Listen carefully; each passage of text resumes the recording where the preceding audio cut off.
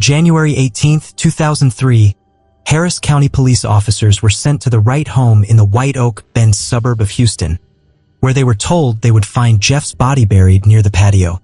Some reports suggest that the cops were alerted after Susan confessed to killing Jeff to her lawyer. The cops found Jeff's partially buried body, along with a bloody mattress, in the backyard. They also found evidence of a cover-up which included a freshly painted bedroom wall, blood-splattered curtains, bloody jeans, and a piece of the carpet cut out. They also found a receipt for 2 gallons of bleach. An autopsy concluded that Jeff had been stabbed a whopping 193 times. He suffered 41 stab wounds to his face, 23 to his neck, 46 to his chest, 22 to his abdomen, 7 to his genital region, 19 to his legs, 23 to his arms and hand, and 1 to his back.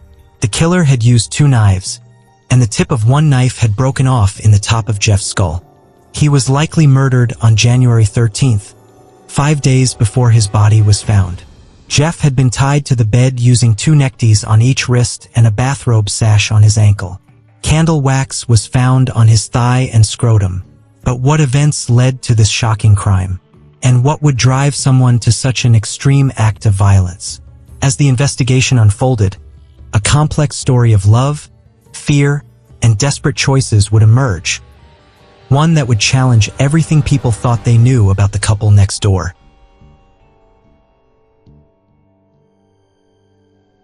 The scorching Texas sun beat down on Houston's concrete jungle, where a young woman named Susan Wright was born into what appeared to be the American dream.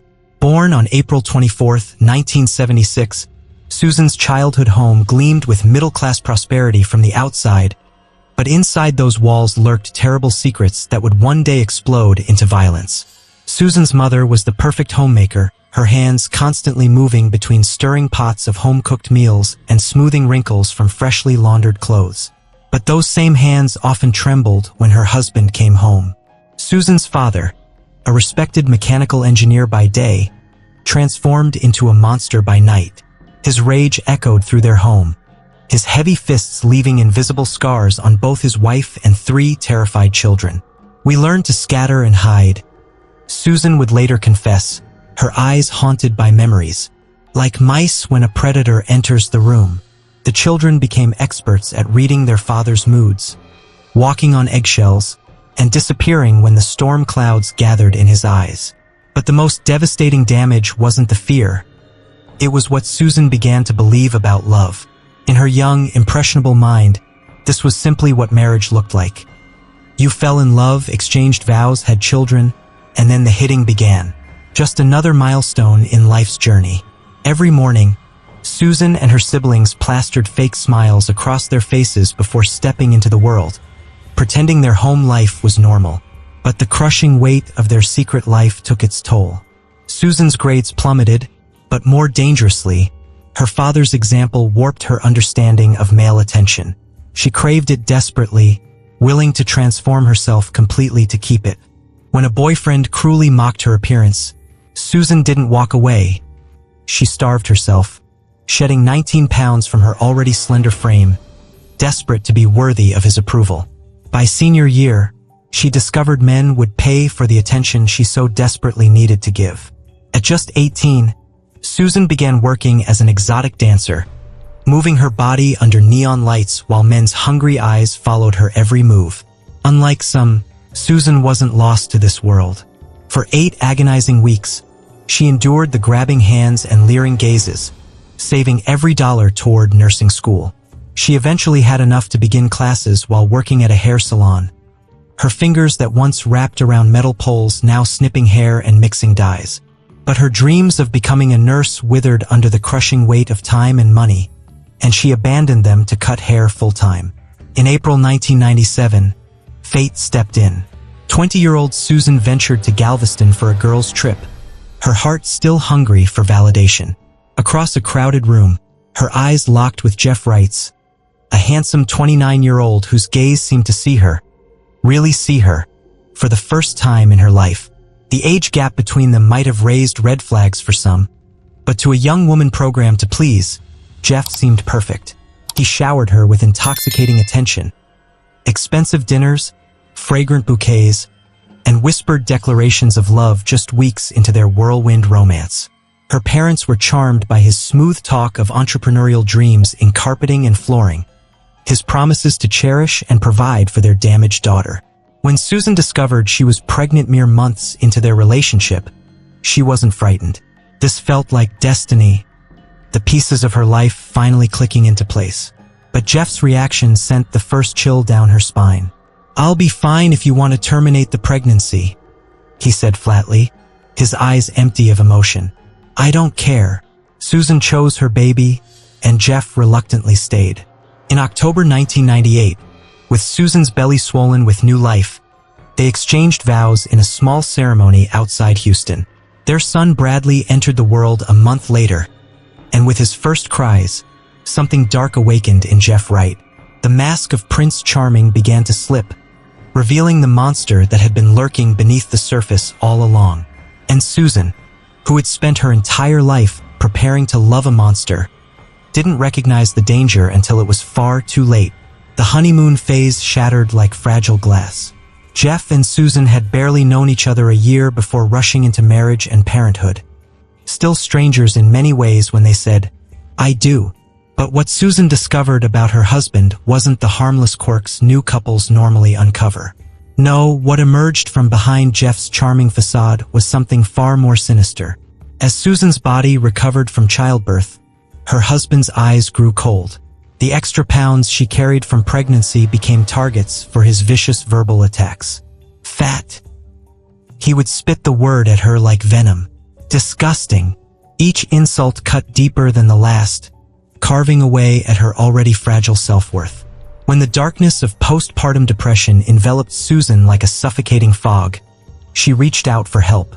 Her doctor prescribed medication, a lifeline in her drowning world. But Jeff snatched it away, his voice dripping with contempt. "Suck it up and do your job." The pills remained untaken, while Susan sank deeper into despair. Day by day, Jeff tightened his control over her world. The walls of their home became prison bars. Susan was permitted brief escapes, hurried trips to the grocery store or pharmacy, quick visits to her mother, but the invisible clock was always ticking. 2 hours away from home meant hell to pay upon return. His jealousy and suspicion festered like an open wound. When Susan dared to dream of education again, whispering about taking college courses, Jeff crushed her hopes with a flat refusal. Desperate for any connection to the outside world, she sneaked away one night to the college campus, hoping to find online classes she could take from her cage. The price for this small rebellion was steep. Jeff's rage exploded, accusations of infidelity raining down on her along with the most degrading insults imaginable. The perfect man Susan thought she'd married was nothing but an elaborate illusion. Secrets from Jeff's past began bubbling to the surface like toxic waste. Just a year before meeting Susan, he had pleaded guilty to felony drug possession, the tip of an iceberg of substance abuse problems stretching back to his high school years. This demon from his past now possessed their present.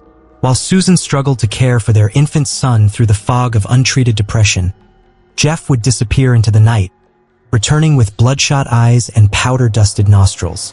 Marijuana smoke clung to their curtains daily, but that was just the beginning. Harder drugs transformed him, twisting his features into something barely human when he stumbled home in the early morning hours. Susan found herself trapped in a nightmarish reflection of her childhood. Different man, same terror. By 1999, when they moved into a new home, the physical violence had become routine. The tiniest perceived mistakes would ignite Jeff's fury. A client complaint at work, a higher-than-expected utility bill, or dinner that didn't meet his exacting standards. His rage would explode without warning, his fists connecting with her flesh, her body thrown against walls and windows. The bruises bloomed across her skin like perverse flowers, hidden beneath long sleeves and carefully applied makeup. During one horrifying road trip to visit his parents, Jeff slammed Susan's head into the dashboard as they sped down the highway, their innocent child strapped in the back seat, witnessing the brutality that was becoming his normal. Yet Susan kept her mouth sealed shut, swallowing her screams along with her pride. This secret life of violence was familiar territory. She'd been trained since childhood to smile through pain, to hide the ugly truth behind closed doors. The pipeline of domestic violence had claimed another victim, its grip tightening with each passing day. To outsiders who have never walked this treacherous path, the solution seems simple: just leave. But those who have felt the complex chains of abuse know better. The trauma bonds, the financial dependence, the systematic destruction of self-worth, the genuine fear for your life. These form invisible handcuffs stronger than steel. For Susan Wright, raised in the shadow of an abusive father and now trapped with a monstrous husband, escape seemed impossible. Like a perfectly rehearsed performance, Susan maintained the facade of happiness to the outside world. Each morning she applied makeup over her bruises with practiced hands, painted on a smile, and stepped outside as the picture-perfect wife. When the mask became too heavy to wear, she simply disappeared from view, canceling plans, avoiding friends, which only reinforced the illusion that the Wright family lived an idyllic life behind their suburban doors. The summer of 1999 brought Susan to her first breaking point. After a particularly savage beating that left her body throbbing with pain, she finally reached for help. While Jeff was at work, her trembling fingers dialed her sister Cindy's number. The confession tumbled from her swollen lips, a shocking revelation that shattered Cindy's understanding of her sister's marriage. Hours later, Cindy and her husband arrived with a U-Haul, frantically packing Susan and little Bradley's belongings into boxes, desperate to extract them from this house of horrors. For one night, Susan breathed the sweet air of freedom. But morning brought Jeff's voice crackling through the phone, words dripping with lethal intent. He would send a moving van, and if she didn't pack up and come home, he would kill her and their son. No police report was filed, no restraining order sought. The threat alone was enough to send Susan crawling back, her brief rebellion crushed under the weight of terror. The nightmare only deepened when Susan discovered she was pregnant again. Her body, already a battlefield of bruises, now carried new life, a fragile heartbeat that would soon be silenced. During one of Jeff's rages, his fists pounded against her stomach with deliberate cruelty. The warm blood that ran down her legs the next day confirmed what she already knew. The baby was gone, another casualty of Jeff's violence. Yet the tragic cycle continued. By December 2001, Susan was pregnant once more. This time, she carried a daughter they would name Kaylee. Now 3 lives hung in the balance: Susan's and her 2 precious children. While Jeff carelessly indulged his every dark desire, he paraded other women through their lives, bringing home sexual diseases as unwanted gifts for his wife. The humiliation burned as deeply as his fists. After her failed escape attempt and Jeff's explicit death threats, a chilling realization crystallized in Susan's mind. He'll never let me leave peacefully. I will die. The equation suddenly simplified to its most primal form: kill or be killed. On the night of January 13, 2003, that horrifying calculation reached its bloody conclusion. Jeff Wright returned home from his weekly boxing lesson, his pupils dilated and jaw clenched, telltale signs of cocaine coursing through his veins. His predatory gaze fell upon his 4-year-old son Bradley. "Come on, buddy," he coaxed, his voice unnaturally bright. "Let's box." The little boy's face crumpled in fear as his father began taking jabs at him, gloved fists dancing too close to his small face. When one punch connected with Bradley's cheek, the child cried out and tried to run. But Jeff pursued him, taunting cruelly, calling his terrified son a pussy for not wanting to fight back. Susan's maternal instinct roared to life. She scooped up her children and sequestered them in the bedroom, their wide eyes watching her every move. Something inside her had finally snapped, the invisible thread holding back 4 years of rage, fear, and humiliation finally broken. She marched back to confront the monster who had terrorized her family. "It's time for you to find other ways to deal with your rage," she demanded, her voice steadier than she felt. "You need help for your addiction. You need therapy, or I'm leaving." Jeff's face contorted with fury at her ultimatum. He hurled her against their bedroom wall with such force that the plaster cracked. Then he threw her onto their bed, the same bed where they had once made love as newlyweds, and began sexually assaulting her, punishing her defiance in the most intimate way possible.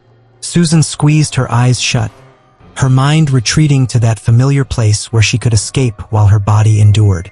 But when she opened them again, a new horror awaited. Jeff looming above her, a knife clutched in his hand, his eyes wild with murderous intent. In that moment, survival instinct took command. Susan kicked upward with every ounce of strength, her foot connecting with Jeff's body. In the chaotic struggle that followed, she somehow managed to wrest the knife from his grasp. And then red. Everything went red. Susan plunged the blade into Jeff's flesh, again and again and again. Each stab released years of bottled terror, humiliation, and rage. She struck his chest, his neck, his stomach, his legs, even his genitals, the very instrument of so much of her suffering. Blood sprayed across the bedroom as she continued her frenzied attack, unable to stop even as Jeff's body went limp beneath her. 193 wounds marked his body when she finally finished, stabs and cuts testifying to the uncontrollable fury that had possessed her. The knife rose and fell, in a grotesque rhythm that only ceased when a tiny knock sounded at the bedroom door. "Mommy!" Bradley's voice pierced through her blood-red haze. "Are you okay?" Jeff Wright was already dead, his body cooling in a crimson pool, but Susan wasn't convinced. The monster had survived so much, maybe he could survive this too. With mechanical precision, she hid the bloody knife, wiped the scarlet stains from her skin, and walked to her son with manufactured calm. "Everything's fine, sweetheart," she whispered, tucking him back into bed. Her hands, moments ago instruments of death, now pulled blankets tenderly around her child's shoulders. "Go back to sleep." The children slumbered peacefully, unaware that death had visited their home. But Susan couldn't shake the terrifying thought pulsing through her mind. What if he's still alive? She had seen too many horror movies where the villain, seemingly dead, rises for one final attack. Jeff had always seemed superhuman in his rage. Perhaps even 193 wounds weren't enough to stop him. With blood still drying under her fingernails, Susan crept back to the kitchen. The knife drawer slid open with a whisper. She selected a fresh blade, its edge catching the dim light, and returned to the bedroom where her husband's mutilated body lay motionless. Without hesitation, she plunged the new knife into his flesh again and again, adding to the grotesque tally of wounds that would later shock even hardened homicide detectives. The complexity of Susan Wright's case emerges in these harrowing details. Was this pure self-defense? A woman fighting desperately for her life after years of brutal abuse? Or had something darker taken hold as she continued to stab a man who was clearly already dead? The line between victim and perpetrator blurred with each thrust of the blade, creating a legal nightmare that would soon explode into a sensational trial. When the final stab wound had been inflicted, Susan faced a new horror, disposing of the body. She didn't call police. She didn't seek help. The same woman who had endured years of abuse in terrified silence now handled her husband's corpse with grim determination. She retrieved a dolly from outside, wheeled it into their blood-soaked bedroom, and with strength born of adrenaline, heaved Jeff's lifeless body onto it. The wheels squeaked softly as she pushed him through the house and into the backyard, leaving a trail of blood in her wake. By some twisted stroke of fate, or perhaps divine intervention, Jeff had inadvertently prepared his own final resting place. Months earlier, he had dug a deep hole in the yard, planning to install a decorative fountain that never materialized. Now, in the cold January darkness, Susan rolled his body into this ready-made grave, the earth accepting him as she covered his remains with dirt and pressed it down with trembling hands. Even with her husband buried in the backyard, the 26-year-old Susan couldn't escape the paralyzing fear that had defined her marriage. Psychologists would later point to this as evidence of her profound trauma, that even after inflicting nearly 200 wounds and burying him 6 feet under, she still feared Jeff would somehow return to punish her. Susan spent that night perched on the living room couch, clutching a knife, her bloodshot eyes fixed on the back door. Every creak of the house, every whisper of wind became Jeff's footsteps returning for vengeance. She didn't sleep. She barely breathed. She just waited, trapped in a nightmare from which there was no waking. The following days passed in a dissociative fog. Susan moved mechanically through the motions of life, feeding the children, bathing them, smiling emptily when necessary, while her mind hovered somewhere outside her body, unable to process the blood-soaked reality of what she had done. Reality intruded on January 14th when Jeff's worried parents called. They had expected to hear from their son the night before. They explained, their voices tinged with concern. Had he come home? Was everything all right? Susan's fabricated explanation tumbled out awkwardly. Yes, he came home, but we had a terrible argument. He was so angry he poured bleach all over our bedroom before leaving. The lie was calculated. If police later found traces of bleach, she could point to this story as explanation. But she hadn't thought through the implausibility of her tale. Why would Jeff destroy his own bedroom? Where had he gone afterward? Why hadn't he called his parents? To the Wright family, Susan's strange behavior and bizarre story triggered immediate alarm bells. Something wasn't right. Their son wouldn't pour bleach in his own home. He wouldn't disappear without contacting them.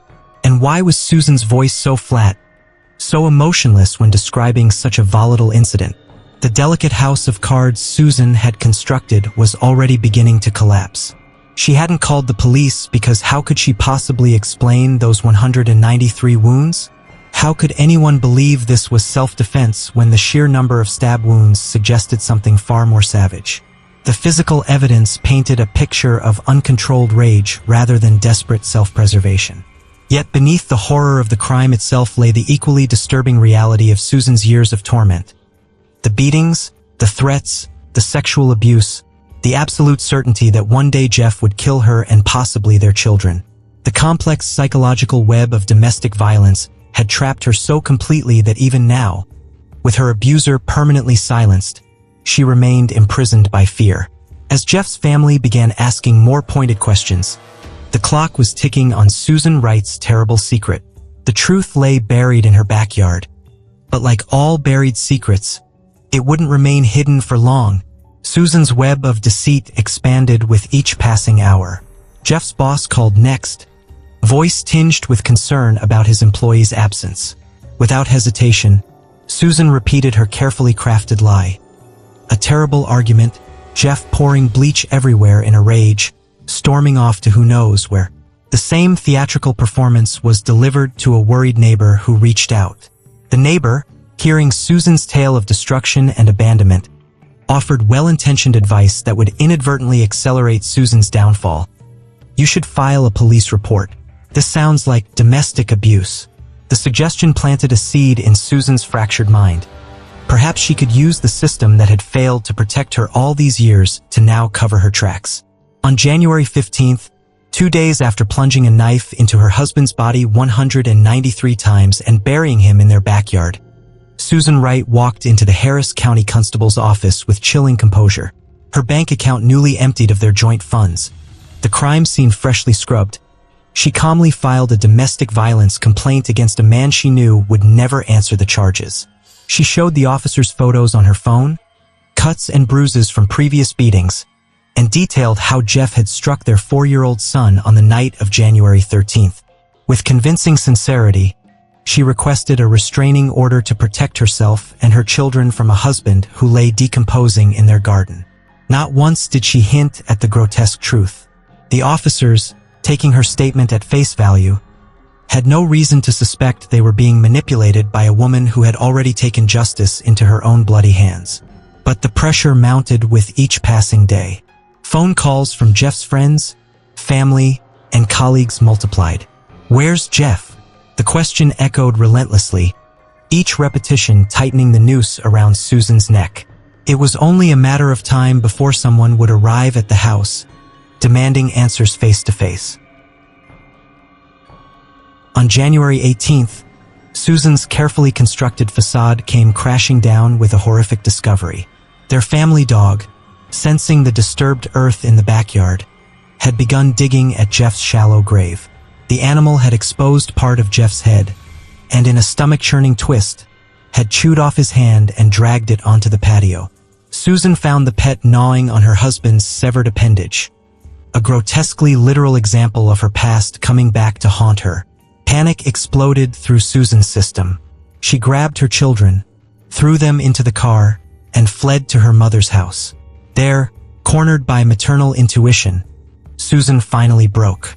Her mother's direct questioning, "Where's Jeff? Did you do something to him?" cracked the dam of denial. The confession spilled forth in all its gruesome detail. "I killed him, Mom. I stabbed him to death." Susan's mother, faced with her daughter's monstrous admission, made a critical decision. Rather than immediately calling police, she instructed Susan to send the children to stay with Aunt Cindy. Then came the fateful words, "We need to find you an attorney." They quickly secured the services of Neil Davis, a criminal defense lawyer. Before any police involvement, Susan unburdened her soul to her attorney, confessing every bloody detail of that January night. "I snapped," she admitted. "Enough was enough. I couldn't take it anymore. I thought he was going to kill me and the kids if I didn't kill him first." She disclosed the excessive number of stab wounds, the burial, the cover-up, everything. Within hours of this confession, Neil Davis walked into the Harris County District Attorney's office with a bombshell announcement. "If you go to this address, you will find a dead body in the backyard." When prosecutors pressed for details, Davis invoked attorney-client privilege. His strategic disclosure fulfilled his ethical obligation to report a crime while protecting his client from self-incrimination, a masterful legal maneuver. Police investigators descended on the right home. They barely needed to search before spotting the partially exposed corpse, head, arm, and shoulder now visible above the disturbed soil. Jeff's body lay completely naked except for neckties bound around his wrists and a bathrobe sash securing his ankles. The grisly tableau told a story far different from Susan's domestic violence complaint. With a search warrant in hand, officers entered the empty house. The master bedroom resembled a crime scene from a horror film despite Susan's desperate cleanup attempts. Fresh paint covered some walls, bleach stains marked others, and a large section of carpet had been crudely cut away from the floor. Yet blood remained on the curtains, nightstand, and walls, silent witnesses to the savagery that had occurred. The evidence mounted with each discovery: a receipt for 2 gallons of bleach purchased after the murder, and a hunting knife hidden in a pot outside, the likely murder weapon still bearing traces of Jeff's blood. For homicide detectives, the case seemed straightforward. The physical evidence painted a damning picture of premeditated murder followed by a panicked, amateurish cover-up. But when they called Neil Davis to discuss his client's surrender, they received unexpected news. Susan Wright had been checked into a psychiatric ward. The mental fracture that had begun on the night of the murder had deepened into a psychological chasm. Even with Jeff's mutilated body discovered by police, Susan remained unconvinced of his death. The specter of her abuser loomed so large in her traumatized mind that she still believed he might somehow rise from his grave to exact revenge. Her terror transcended reality, locking her in an endless nightmare where not even 193 stab wounds could guarantee her safety. As the legal machinery began grinding into motion, one question loomed over the case like a dark cloud. Was Susan Wright a cold-blooded killer who had planned her husband's murder, or a battered woman who had finally fought back after years of brutal abuse? The upcoming trial would force 12 jurors to untangle this Gordian knot of domestic violence, psychological trauma, and blood-soaked vengeance. The autopsy revealed details that sent shockwaves through the investigation team. The fury behind Susan's attack had been so intense that the knife's tip had snapped off, remaining embedded in Jeff's skull, a gruesome testament to the force with which she had driven the blade into his head. But there was something else, something that didn't align with Susan's tearful narrative of self-defense. Red candle wax discovered on Jeff's thigh and around his genitals. This peculiar evidence hinted at a scenario far different from the desperate struggle Susan had described. Attorney Neil Davis wasted no time crafting Susan's public defense. He released a statement painting her as a long-suffering victim who had endured 4 years of escalating abuse before that fatal night. But even with this sympathetic framing, the reality was inescapable. Susan had stabbed her husband 193 times and buried him in their backyard. On January 24th, 11 days after turning Jeff's body into a bloody canvas of rage, Susan Wright surrendered to police, formally pleading not guilty. Her strategy was clear. She would tell the court exactly what had driven her to such extreme violence and argue that anyone subjected to years of similar torment would have eventually snapped just as she had. The jury would need to decide whether 193 stab wounds could ever be justified as self-defense, no matter how severe the preceding abuse. For more than a year, Susan remained free on bail, meticulously preparing with her defense team for the trial that would determine the rest of her life. When February 2004 arrived, bringing with it her day in court, she took the stand with a composure that betrayed months of rigorous coaching. Her testimony never wavered from the story she had maintained since her confession. Jeff had come home high on cocaine after boxing practice, had physically abused their son, had sexually assaulted her, and had threatened her with a knife. She had fought back, believing it was kill or be killed. Her failure to immediately contact police, she explained, stemmed from her psychological break. She genuinely believed Jeff might somehow survive and come for her and the children. But prosecutors saw a very different story hidden in the physical evidence. A damning narrative with gaping holes in Susan's version of events. Two critical findings undermined her self-defense claim. First, the neckties binding Jeff's wrists and the bathrobe sash around his ankles. Why would someone restrain a man who was already dead? These bindings suggested Jeff had been alive and immobilized before the stabbing began, a scenario that spoke to premeditation rather than spontaneous self-defense. Even more inexplicable was the red candle wax found on intimate areas of Jeff's body, evidence that didn't appear anywhere in Susan's account of that night. This detail painted a disturbing alternative scenario. What if Susan hadn't been fighting for her life in a moment of terror? What if she had planned this murder days in advance, luring Jeff to bed with the promise of intimacy, binding him while he was vulnerable, and then executing her deadly plan with calculated precision? The prosecution didn't dispute that Jeff Wright had been abusive. They acknowledged the years of violence and terror Susan had endured. But they argued vehemently that this particular killing had nothing to do with self-defense or protecting her children. This, they contended, was first-degree premeditated murder, cold and calculated. In a controversial move that sparked outrage among domestic violence advocates, prosecutors dredged up Susan's past as an exotic dancer, attempting to smear her character and portray her as manipulative and deceitful. They suggested an alternative motive for Jeff's murder: money. A $200,000 life insurance policy hung in the balance, a substantial sum for a young mother wondering how she would support her children after leaving her abusive husband. To bolster this theory, they called Kevin Comboy, Jeff's co-worker, to the stand. His testimony landed like a bombshell in the courtroom. Just a week before Jeff's death, Comboy recalled, Susan had called the office in a state of agitation. He described hearing her screaming at Jeff over the phone, demanding to know whether he had completed the paperwork for his life insurance policy. Was this the desperate cry of a woman planning her escape from abuse, ensuring financial security for her children? Or was it the calculated move of someone already plotting murder? The jury listened as the prosecution painted Susan Wright not as a battered woman who had finally fought back, but as a calculating killer who had staged an elaborate seduction, tied her husband up during what he thought would be a night of passion, and then methodically stabbed him to death for financial gain. Meanwhile, the defense urged jurors to see beyond the sensational aspects of the case: the excessive number of stab wounds, the burial in the backyard, the attempted cover-up. They asked the court to understand the psychological impact of prolonged abuse, the constant fear, the belief that no one would help her, the certainty that one day Jeff would kill her if she didn't act first. As the trial progressed, it became clear that the jury wasn't simply deciding Susan Wright's guilt or innocence. They were being asked to draw the blurry line between justified self-defense and excessive force, between the actions of a terrified abuse victim and those of a premeditated killer. They would need to determine whether 193 stab wounds could ever be justified, even against the most brutal of abusers. The prosecution's case against Susan Wright grew stronger with each damning piece of testimony.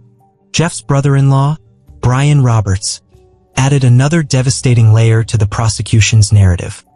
He testified about witnessing Susan during a dinner argument, knife in hand, pointing it threateningly at Jeff. A chilling preview of what was to come. More damaging still, He claimed he had never once witnessed Jeff abuse Susan or their children, suggesting her tales of torment might be fabricated. The prosecution seized on this testimony, posing a question that cut to the heart of the case. Was this a story of legitimate domestic abuse, or had Susan exaggerated, or even invented, her victimhood after murdering her husband? The absence of any police reports filed before Jeff's death became a cornerstone of the prosecution's argument. If the abuse had been so severe, why had Susan never sought help? Why were there no hospital visits, no police calls, no paper trail documenting years of alleged brutality? But Susan's allies soon stepped forward to counter these claims. A neighbor testified to seeing Jeff physically grab Susan in anger on multiple occasions. Friends recalled Susan appearing with suspicious black eyes, which she had brushed off with unconvincing excuses about falls or accidents. Her best friend described a particular confidence. After an argument on Jeff's birthday, Susan had admitted her husband had hit her. These testimonies suggested that rather than fabricating abuse post-murder, Susan had been hiding it all along, dropping small hints that went largely unheeded. When confronted with the physical evidence that contradicted her story, the candle wax, the restraints, Susan offered explanations that strained credulity. The wax on Jeff's body? Simply the result of a candle tipping over when she pulled his body from the bed. The neckties and bathrobe sash? Not used to restrain him during the murder, but to secure his corpse to the dolly as she wheeled him to his backyard grave.